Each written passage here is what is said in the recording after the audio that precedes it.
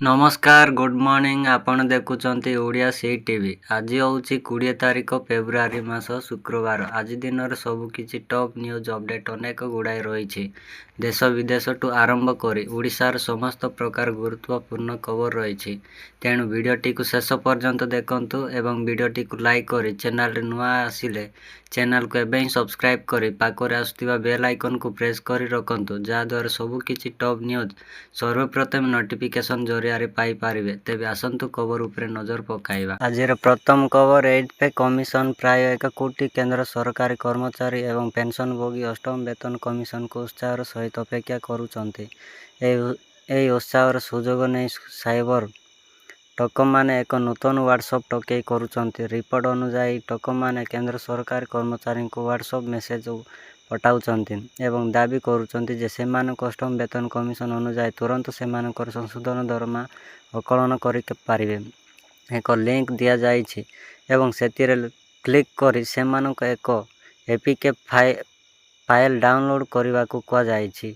टकेई किपरि घटुछि प्रथम नजर एया एक सरल दरमा कैलकुलेटर परि मने हुए, किंतु यार प्रकृत एक विपदजनक मालंच व्यवहार। एपीके फाइल डाउनलोड करने पर आक्रमणकारी मान मोबाइल डिवाइस को दूरर व्हाट्सएप पाई थांती। या द्वारा सेमानक आपनक फोन रो संवेदनशील तथ्य चोरी करि पारे। एपरि सेमानक आपनक बैंक अकाउंट टंका उठाइबा पई बैंकिंग ऐप ओटीपी एवं पासवर्ड मध्य एक्शन करि पारि। परवर्ती खबर बदलिला पाग 5 राज्यर बिजुली गड़गड़ी सह प्रबल वर्षा अलर्ट जारी। राज्यरू गायब हेबार लागिछि शीत आउ धीरे धीरे बदलुछि पाग मिजाज। केउंटी खरा तो केउंटी शीत आउ केउंटी वर्षा। गत सप्ताह विभिन्न जिले में शीत कमुवा बेले एबे धीरे धीरे हाउरी कमिबो। ओडिशार सबुठारु कम तापमात्रा तथा शीतर लहरी कंधमाल जिला फुलवाणी शीत लहरी जारी रही।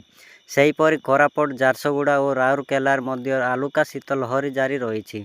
मात्र जगतसिंहपुर कटक नयागढ़ गंजाम गजपति पुरी खोर्धा अल्परू मध्य धरण कुहुड़ी पड़ा नहीं आसंता 2 दिन पर अलर्ट जारी पाणीपाग विभाग मध्य करा जायछि। राज्यर आगामी 7 दिन पर्यंत पाग शुखिला रहिबो, वर्षा हेबार कौनसी संभव नहीं।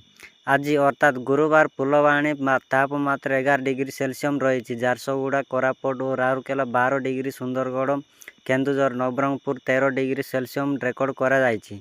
सेहीपरि बलांगीर और भवानीपाटणार 14 डिग्री सेल्सियस तापमात्रा रेकर्ड करा जायछि। परवर्ती खबर 1 एप्रिल रु बदलिबो नियम। क्रेडिट कार्ड धारी बढ़िला चिंता, स्वाइप कले मिलिबो लीगल नोटिस।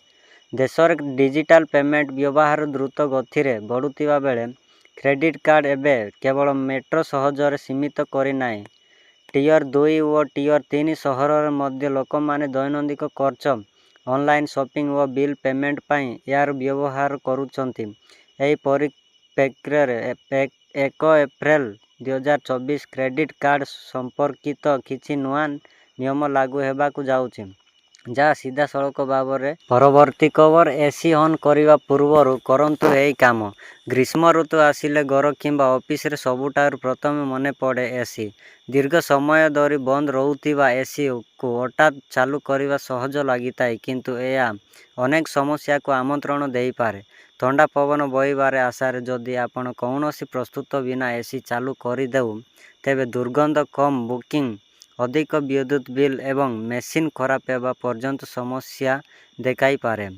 अधिक समय धरी व्यवहार न हेबारु एसी फिल्टर भीतर धूली, आर्द्रता एवं जीवाणु जमा हो जाए।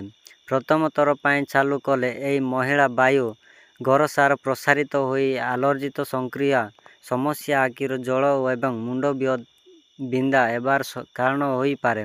सेथिपाई फिल्टर को बाहर करी पानी भीतर भल भाव धोई सुखाई आउ थरे लगाइबा आवश्यक।